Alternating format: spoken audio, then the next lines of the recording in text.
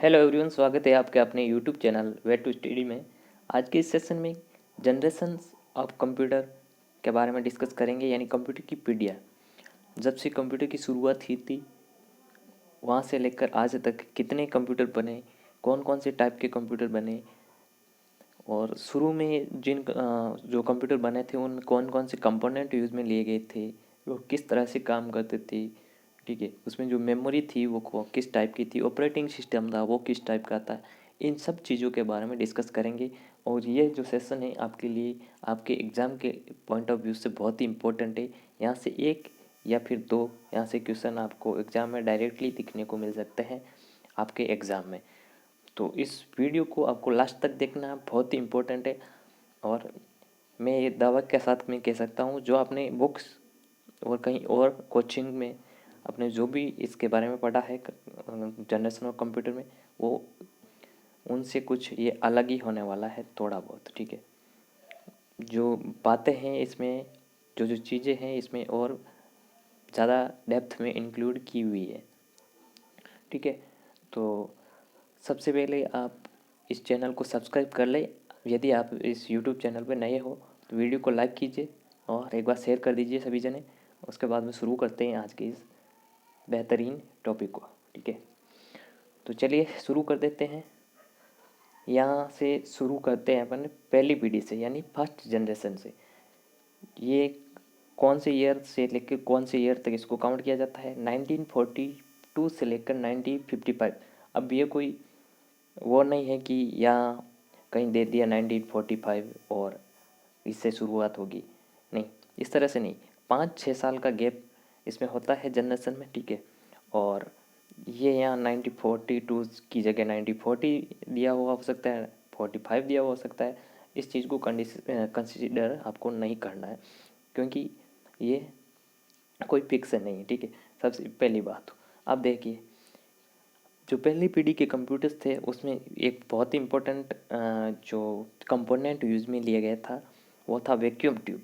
यहाँ से क्वेश्चन पूछा जाता है, डायरेक्टली क्वेश्चन आता है, वैक्यूम ट्यूब कौन सी जनरेशन में यूज़ में लिया जाता था? तो पहली पीढ़ी के कंप्यूटर्स में। ठीक है, इसको हिंदी में बोलते हैं निर्वात नलिका। आपको हिंदी वाला याद नहीं रखना, आपको वैक्यूम ट्यूब याद रखना है। ठीक है, और इसकी स्पीड, जो इन कंप्यूटर्स की स्पीड थी वो मिली सेकेंड में इसको मेजर किया जाता है। ठीक है, अब वैक्यूम ट्यूब को है किसने इन्वेंट किया था? तो जॉन अम्ब्रोसर। ठीक है, ये चीज़ आपको आपकी बुक्स या कोई कोचिंग वाला नहीं पढ़ाता आपको। ठीक है, ये मैं अलग से इसको यहाँ नोट डाउन करके लेकर आया। वैक्यूम ट्यूब को जॉन अम्ब्रोसर ने इन्वेंट किया था। ठीक है, ये चीज़ आपको माइंड में रखनी है, कहीं पूछ भी ले तो बताना जॉन अम्ब्रोसर। ठीक, अब मेमोरी इसमें यूज में ली गई थी वो थी पेपर टेप, और पंच कार्ड को इनपुट और आउटपुट के लिए यूज़ में लिया गया था। ठीक है, और पंच कार्ड का इन्वेंट है जो पिछले वीडियो में मैंने बताया था, ठीक है, हिस्ट्री में है कि पंच कार्ड का इन्वेंट किसने किया था? हरमन होलरिथ ने। ये चीज़ आपको पहले से पता है, हरमन होलरिथ ने पंच कार्ड का इन्वेंट किया था। ठीक है, अब बहुत ही महत्वपूर्ण यहाँ से कि पहली पीढ़ी के जो कंप्यूटर्स थे उनके एग्जाम्पल कौन कौन से थे? तो एनियाक, एडवाक और यूनिवाक, ये 3 टाइप के जो कंप्यूटर्स थे पहली पीढ़ी के कंप्यूटर थे। अब एनियाक की फुल फॉर्म ये जनरली है, ऑलमोस्ट ऑलमोस्ट से 70% एग्जाम्स में पूछा जाता है जिनमें कंप्यूटर का सब्जेक्ट दिया हुआ होता है। ठीक है, बहुत बार पूछा गया है एनए की फुल फॉर्म। तो इसकी फुल फॉर्म होती है electronic numerical integrated and computer. वापस से बोलिए, electronic numerical integrated and computer. Electronic numerical integrator and computer. यहाँ एक डाउट है, सबको डाउट है, या कंप्यूटर की जगह कैलकुलेटर होना चाहिए सर, या कंप्यूटर होना चाहिए? ठीक है, तो electronic numerical integrator and computer ही होना चाहिए। बट पर अगर आपके ऑप्शन में एग्ज़ाम में जो भी ऑप्शन आए उसमें कंप्यूटर नहीं दे रखा है तो वहाँ पे कैलकुलेटर को कंसीडर करना है। अगर दोनों ही ऑप्शन में दे रखा है तो कंप्यूटर वालों को वाले पे टिक करना है, इसको प्रायोरिटी देनी है। ठीक है, तो इसके एनियक में ये चीज़ ध्यान रखना थोड़ा, कंप्यूटर और कैलकुलेटर दोनों ही होता है लेकिन कंप्यूटर को कंसीडर करना है, हमको प्रायोरिटी इसको देनी है। ठीक है, अगर बाई चांस ये ऑप्शन ना मिले तो कैलकुलेटर करके आना, ठीक है। और इसका इन्वेंट ENIAC का किया था जॉन मॉचली एंड जे अकार्ड ने। ENIAC का इन्वेंट किसने किया? जॉन मॉचली एंड जे अकार्ड ने। ये चीज़ आपको ध्यान रखनी है। अब आता है एडवाक। एडवाक की फुल फॉर्म होती है electronic discrete variable automatic computer.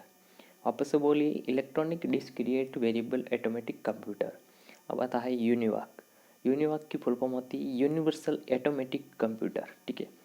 अब यहाँ पे जो पहली पीढ़ी के कंप्यूटर्स में प्रोग्रामिंग के लिए लैंग्वेज यूज में ली गई थी वो थी मशीन लैंग्वेज यानी बाइनरी लैंग्वेज, जिसको अपन बोलते हैं 0 या 1 वाली लैंग्वेज। 0 का मतलब होता है, आप सबको पता है, ऑफ यानी बंद, और 1 का मतलब होता है ऑन यानी चालू, ठीक है।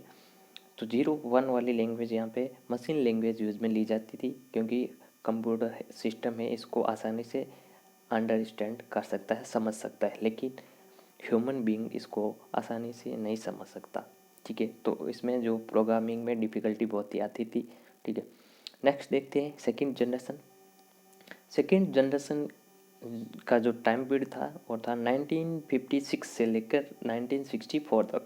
वही बात यहाँ पे अगर 1958 से 1968 तक बोलूँ तो भी वो गलत नहीं होगा, क्योंकि ये जो वेरी करती है चीज़ें, ठीक है। कोई बुक्स में आपका कम दिया हो, कोई में ज़्यादा दिया, ये ईयर आपको नहीं पूछा जाएगा। इस चीज़ को थोड़ा थोड़ा इतना माइंड में रखना कि 1950 से लेकर 1960 तक इस रेंज में जो सेकंड जनरेशन चलती थी, इतना ही ध्यान रखना, ठीक है। अब सेकंड जनरेशन के कंप्यूटर्स में जो कंपोनेंट में यूज़ में लिया गया था वो था ट्रांजिस्टर। ट्रांजिस्टर को यूज में लिया गया था, और ट्रांजिस्टर की का जो इन्वेंट है वो क्या था? विलियम शॉकले ने, ठीक है। तो ये चीज़ आपको नहीं मिलेगी आपकी बुक्स या फिर कोई कोचिंग इंस्टीट्यूट वाले नोट्स में, ठीक है। विलियम शॉकले ने किया था ट्रांजिस्टर का इन्वेंट, ठीक है। और जो इसकी स्पीड ही थी सेकंड जनरेशन के कंप्यूटर की, वो माइक्रो सेकेंड में मेजर की जाती थी, ठीक है, माइक्रो सेकेंड। पहली पीढ़ी की कंप्यूटर्स में कौन सा कंपोनेंट था तो आपको बताना है? Vacuum tube. स्पीड कितनी थी? तो मिली सेकेंड, ठीक है। तो यहाँ पे माइक्रो आ गया, ठीक है। अब वहाँ पे मेमोरी कौन सी थी? पंच कार्ड और पेपर टेप।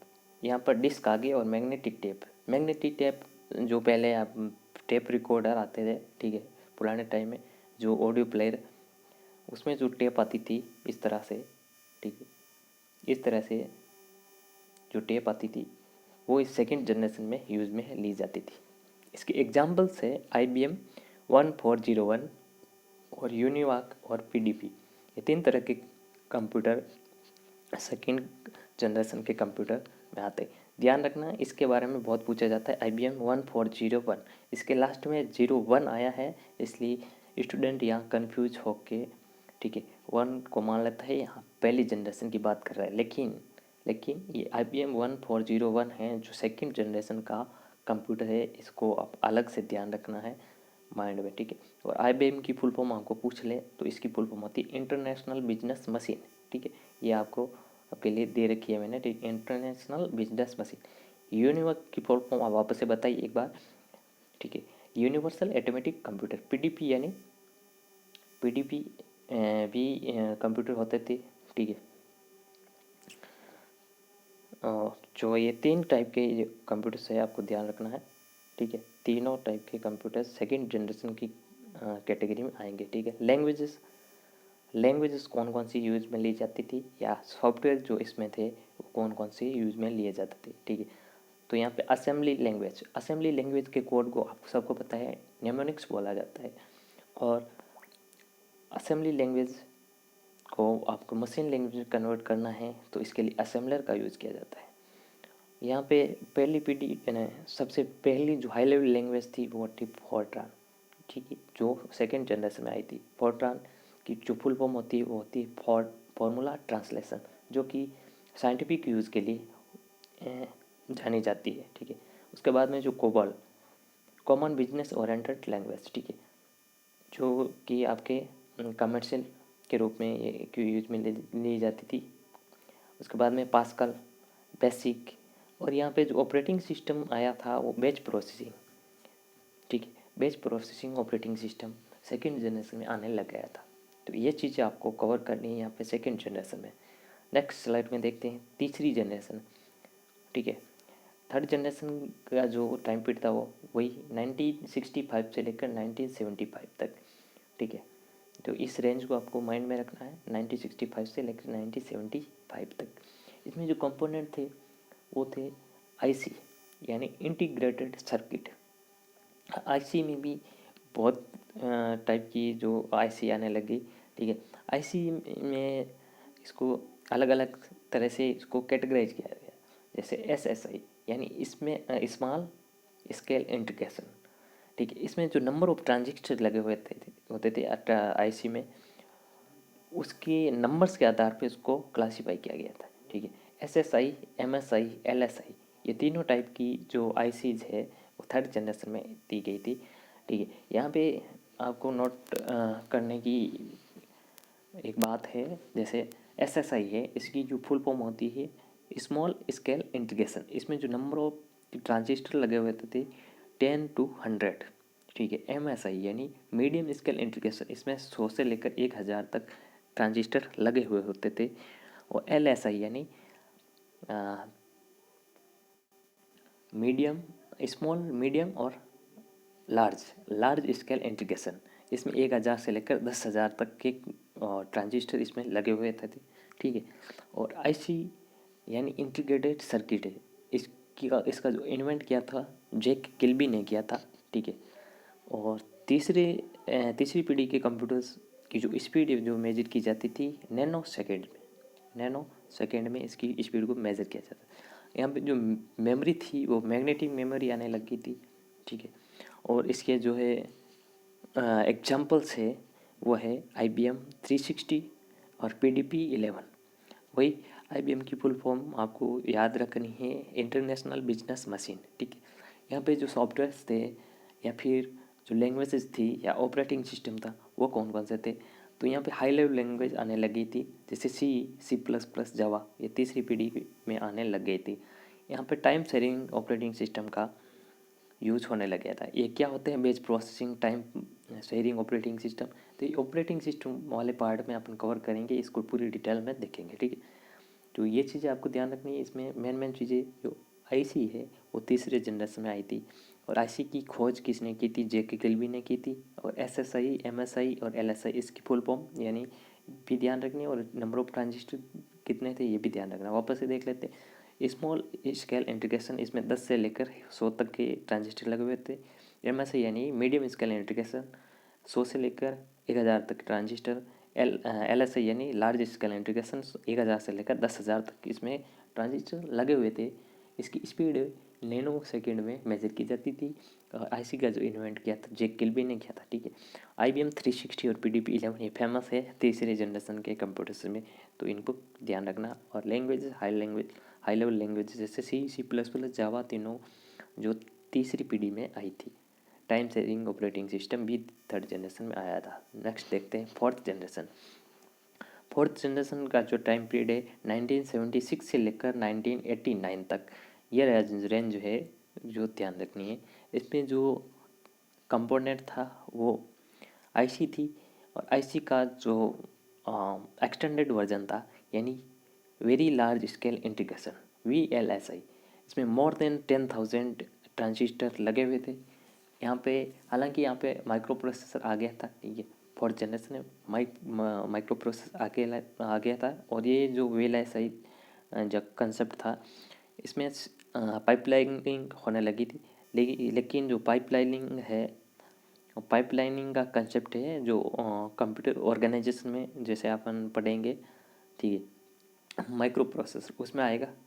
ठीक है, पैरेलल पाइपलाइनिंग और सीरियल पाइपलाइनिंग। ठीक है, तो उसमें जो सीरियल पाइपलाइनिंग यहाँ पे होती थी, ठीक है, चौथी पीढ़ी के कंप्यूटर्स में, यहाँ पे स्पीड जो पिको सेकेंड में आ गई थी। ठीक है, और यहाँ पे जो मेमोरी थी वो सेमीकंडक्टर मेमोरी आ गई। सेमीकंडक्टर बहुत ही फास्ट मेमोरी थी। यहाँ पे ऑप्टिकल जैसे कि CD DVD हो गया, हाँ, ब्लू रे हो गया, और फ्लैश का अगर आपको पूछ ले तो फ्लैश मेमोरी जो पेनड्राइव वगैरह होते हैं उसको फ्लैश में जो काउंट किया जाता है। ठीक है, जो ये जो मेमोरी आ गई यहाँ पे चौथी पीढ़ी के कंप्यूटर्स में। यहाँ पे जो एग्जाम्पल्स है जो कंप्यूटर्स थे वो कौन कौन से थे? IBM का पर्सनल कंप्यूटर फोर्थ जनरेशन में आ गया था। PC का मतलब होता है पर्सनल कंप्यूटर। यहाँ पे XT एप्पल PC, ठीक है। एक्सटेंडेड XT का मतलब एक्सटेंडेड एप्पल का जो पर्सनल कंप्यूटर यहाँ पे आ गया था, ठीक है। यहाँ पे लैंग्वेज वही हाई लेवल लैंग्वेज में जो जो अपने जो वेब डिज़ाइनिंग की लैंग्वेज है, जैसे वेब डिज़ाइनिंग और इसमें जो DBMS का कंसेप्ट है वो फोर्थ जनरेशन में आया था।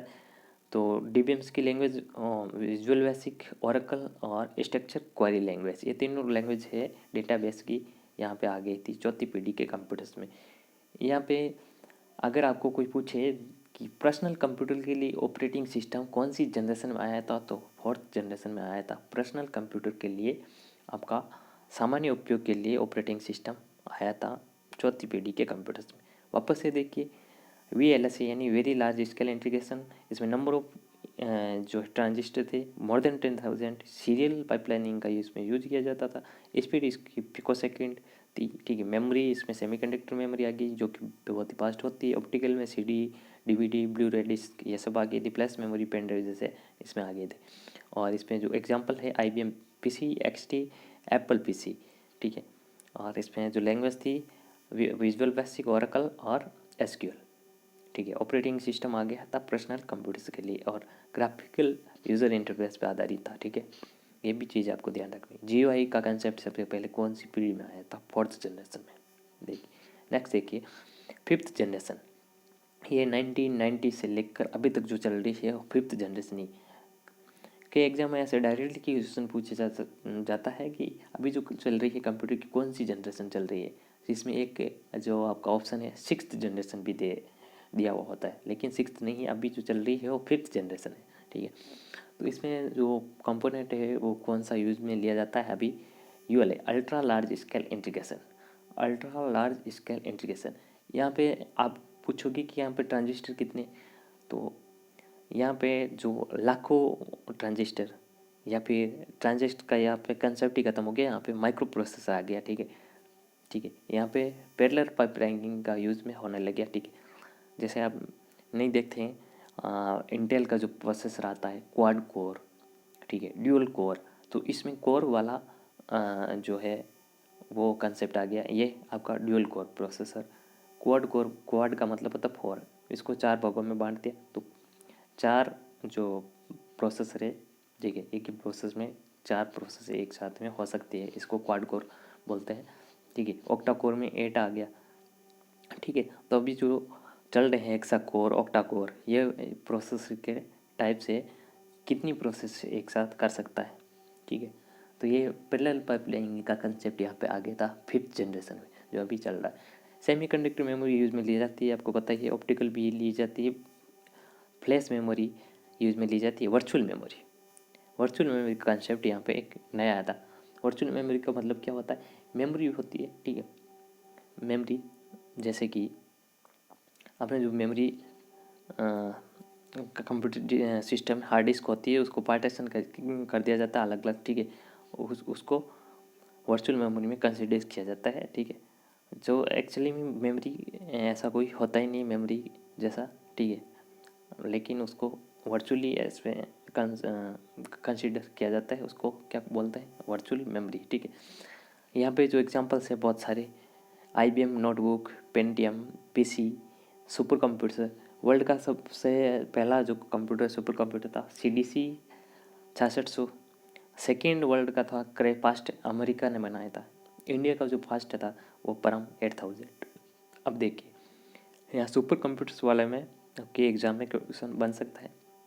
आपको अगर पूछें वर्ल्ड का पहला सुपर कंप्यूटर कौन सा था, तो CDC 6600, ठीक है। सेकंड कौन सा? क्रेपास्ट, अमेरिका ने बनाया था, USA ने। इंडिया का फर्स्ट कौन सा? तो परम 8000। अगर आपको पूछे कि वर्ल्ड का सबसे फास्टेस्ट कंप्यूटर सुपर कंप्यूटर है कौन सा है, तो सबको पता होना चाहिए फुजाकू, जो कि जापान ने बनाया था, ठीक है। अगर इंडिया का पूछे तो परम सिद्धि जो इंडिया का लेटेस्ट अभी जो चल रहा है वो आज की डेट में सबसे फास्ट सुपर कंप्यूटर है परम सिद्धि, ठीक। इसमें लैंग्वेज आर्टिफिशियल इंटेलिजेंसी लैंग्वेज आ गई थी, ठीक है। Internet and media, plug and play, जैसे कि अपन कोई पेन ड्राइव इंसर्ट करते हैं अपने सिस्टम में तो ऑटोमेटिक चलने लग जाती है, ठीक है। उसको कोई भी उसमें सॉफ्टवेयर वगैरह इंस्टॉल करने की नीड नहीं होती है, वो ऑटोमेटिक इनबिल्ड ही होते हैं उसमें ड्राइवर, और वो प्लग इन प्ले हो जाता है। उसको बोलते हैं प्लग करके डायरेक्टली प्ले हो जाते हैं, ठीक है। इस तरह के हार्डवेयर आने लगे हैं। जैसे कि अपने माउस है जो वायरलेस माउस, उसको डायरेक्टली प्लग किया रिसीवर को और अपन चला सकते हैं डायरेक्ट। इंटरनेट एंड मीडिया यहाँ पे आ गया था। आर्टिफिशियल इंटेलिजेंसी यहाँ पे आ गई थी, एआई का कंसेप्ट। आर्टिफिशियल इंटेलिजेंस में लैंग्वेज कौन कौन सी यूज में ली जाती थी, ये भी आपको ध्यान में रखना है। तो कौन सी थी बताइए आप कमेंट बॉक्स में। ये एक क्वेश्चन आपके लिए छोड़ता हूँ, ठीक है। आपको बताना है आर्टिफिशियल इंटेलिजेंस में कौन कौन सी लैंग्वेज यूज में ली जाती है, ये चीज़ आपको बतानी है। ये आपके लिए क्वेश्चन है छोड़ता हूँ। नेक्स्ट जो सेशन आएगा उसमें इसका आंसर बताऊँगा मैं, ठीक है। तब तक के लिए आप कमेंट पे कमेंट कर सकते हैं, ठीक है। तो ये था आपका सेशन, पूरी कंप्यूटर की 5 वीडियो इसमें कवर कर ली, ठीक है। इसके जो अगला जो आएगा वो क्लासिफिकेशन ऑफ कंप्यूटर का वीडियो आएगा, ठीक है। उसमें क्या होगा, कंप्यूटर की साइज़ के आधार पर, कंप्यूटर के जो कार्य है, ठीक है, उसके आधार पर, और भी जो टाइप्स होते हैं कंप्यूटर के वो पढ़ेंगे। उसके बाद में जो हम इन तीन जो अपने कवर किए हैं टॉपिक्स, उन तीनों पे बेस्ट एमसीक्यू जो कि प्रीवियस एग्ज़ाम में जो भी एग्ज़ाम्स हुए हैं उन पे आए हुए क्वेश्चन से वो आपके इसमें कवर करेंगे, ठीक है। तो thank you, bye bye, take care, love you all, bye bye.